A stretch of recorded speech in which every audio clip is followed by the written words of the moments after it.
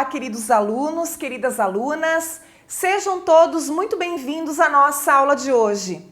Eu sou a professora Marilane e hoje nós vamos estudar a aula 128 de língua portuguesa para o 9º ano. Para essa aula, você vai precisar ter em mãos o seu caderno de língua portuguesa, caneta e lápis, borracha e apontador. E o assunto de hoje será a revisão do período composto por coordenação e também do período composto por subordinação. Nossos objetivos com essa aula são os seguintes: diferenciar período composto por coordenação de um período composto por subordinação, identificar orações coordenadas, compreender o conceito de período composto por subordinação. Então vamos lá. Primeiro, pessoal, vamos conhecer essa diferença, entre a coordenação e a subordinação. Então eu quero que vocês observem aqui, a gente já viu uma noção disso na aula anterior, mas iremos aprofundar agora nesta aula. Eu quero que vocês observem com atenção como estão construídos esses enunciados. Então, começando com o primeiro ali. Os homens investigam o mundo, descobrem suas riquezas e constroem suas sociedades competitivas. O que é que nós temos aqui? Nós temos orações que a gente vai chamar de sintaticamente independentes entre si. Já do outro lado, no período nosso desejo é que a humanidade viva em paz, aqui eu tenho um período composto por subordinação, em que as orações elas são sintaticamente dependentes entre elas. Vamos explorar um pouquinho mais isso aqui, Então eu quero que você lembre que aqui do lado esquerdo, a gente tem um período composto por coordenação e ao lado direito nós temos um período composto por subordinação. Então vamos entender, melhor essa relação de independência e dependência entre as orações. Vamos voltar ao exemplo lá, anterior do período composto por coordenação. Os homens investigam o mundo, descobrem suas riquezas e constroem suas sociedades competitivas. Aqui nós temos exatamente 3 orações formando esse período e cada uma delas possui um sentido completo sozinha. Como é que eu cheguei à conclusão de que eu tenho 3 orações? Por quê? Cada oração tem que apresentar um verbo, Então, cada verbo conta uma oração. Vamos ver. Investigam, descobrem, constroem. Se eu tenho 3 verbos, é porque eu tenho 3 orações. Então, vejamos, um pouquinho melhor agora a distribuição dessas orações dentro do período. A primeira oração é: os homens investigam o mundo, que é uma oração de sentido completo, por isso ela é coordenada. A segunda oração: descobrem suas riquezas. Quem descobre? Os homens. Tenho necessidade de repetir isso? Claro que não, por isso eu deixei aqui entre parênteses, apenas para mostrar para vocês que faz referência ao sujeito os homens. E descobrem suas riquezas. Riquezas de quem, pessoal? Ali entre parênteses, as riquezas do mundo, O mundo está aqui, na primeira oração. Preciso escrever que são as riquezas do mundo? Não, e nem devo, E a gente já vai ver por quê. A terceira oração: constroem suas sociedades competitivas. Quem constrói a sociedade competitiva? Novamente, os homens, que eu não preciso escrever. Por quê? Tudo isso que eu coloquei entre parênteses aqui de roxo, Esses termos ali entre parênteses são os que ficam subentendidos no contexto da frase. Por quê? Por uma questão ali de coesão textual, nós não devemos escrever novamente, E sim deixar esses termos implícitos. Aí a nossa frase estará coesa. Agora, se eu ficar repetindo termos, eu vou ter problemas com a coesão textual, Bom lembrar isso. Portanto, gente, as 3 orações aí desse exemplo anterior, né?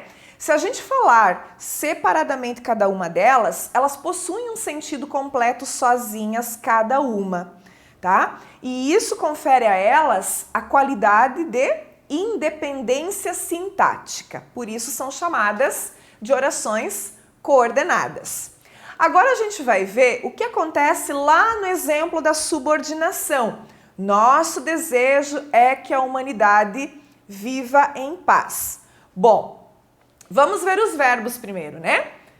É um verbo, viva é o outro verbo, então eu tenho 2 períodos.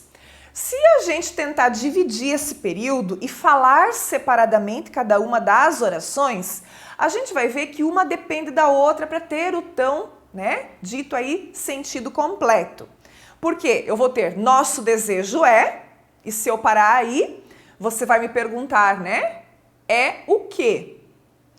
Assim como se eu falar também que a humanidade viva em paz, fora de um contexto, também vai soar estranho, né? Então, nesse caso aí, elas são sintaticamente dependentes uma da outra, ficando incompletas de sentido se a gente isolar e falar elas separadamente, né? Por isso que é uma relação, então, de subordinação.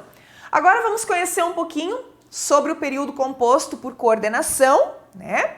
Nós temos, então, as chamadas conjunções coordenativas, que são as conjunções específicas para serem usadas nos períodos compostos por coordenação.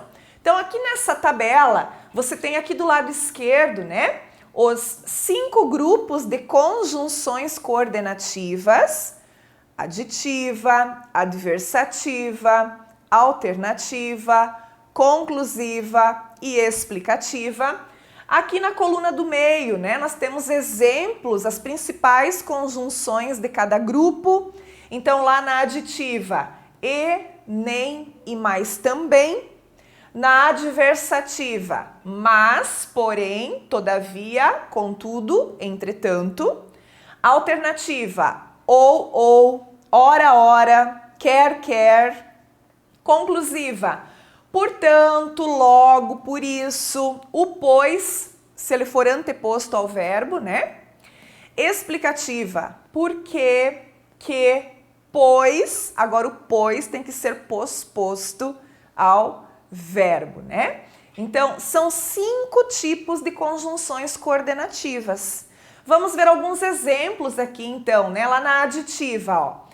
Nosso amigo não veio nem mandou notícias. Então, aqui a gente fez o uso, né, de uma conjunção coordenativa aditiva. Ele era muito rico, mas não era feliz. O mas é uma conjunção coordenativa adversativa, que dá essa ideia da adversidade, da oposição, da contrariedade. Ora o tempo melhora, ora recomeça a chuva. Ora, relação de alternância. Por isso essa conjunção, ela recebe o nome de alternativa. Este cavalo é bravo, portanto, tome cuidado. Portanto, conjunção com ideia de conclusão, né? Eu estou concluindo ali uma ideia.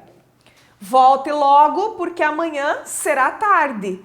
O porquê, que é a conjunção explicativa, está dando uma explicação. Então, as conjunções, elas têm essa função.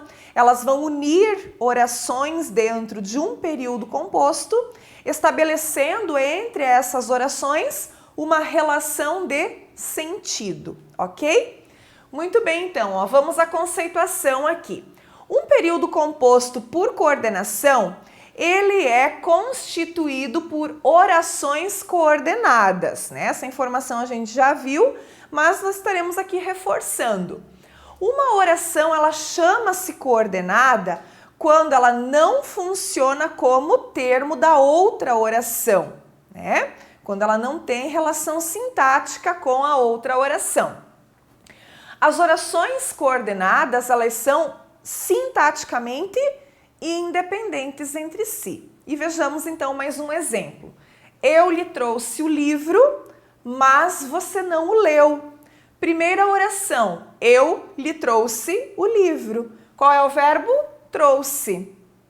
Qual é a segunda oração? Você não o leu, né? Você não leu o livro. Qual é o verbo? Leu. Né? Então, essas duas orações, elas estão dentro do período composto por coordenação e elas são coordenadas. E a gente vê aqui a presença, né, do mas, que é uma conjunção coordenativa adversativa. E agora vamos conhecer um pouquinho mais do período composto por subordinação, que é o período formado de oração principal e de oração subordinada, né? Lembrando que a subordinada, ela tem função sintática em relação à oração principal. Ela se subordina à oração principal. Vamos ver aqui, ó. Quero que ele volte. Quero é a oração principal. Que ele volte é a subordinada. Né? Então, elas estão numa relação sintática. Quero o quê? Que ele volte. Esse que ele volte, né? Está subordinada ao quero, que é a oração principal, e tem com ele uma relação sintática, né? Que a gente vai chamar de oração substantiva, e também iremos hoje revisar, né, numa próxima aula aí, as orações substantivas, né? Ela tem função ali de objeto direto, né? Quero o quê? Que ele volte, é o complemento do verbo quero. Como é que se classificam as orações subordinadas, pessoal? Nós vamos ter 3 tipos de orações subordinadas, ok? E cada uma delas é classificada dessa forma de acordo com a função sintática que ela exerce. Então, as substantivas são aquelas que exercem função de substantivo. As adjetivas são aquelas que vão exercer função de adjetivo. E as adverbiais, as que exercem função de advérbio, né? Então, esses 3 tipos, nós vamos revisar nas próximas aulas, né? Separadamente, cada uma delas, ok? Então, vamos aos exercícios desta aula. Não pule essa etapa, pois é muito importante para a fixação do conteúdo. Muito obrigada pela sua atenção e a gente se vê nas próximas aulas. Até mais!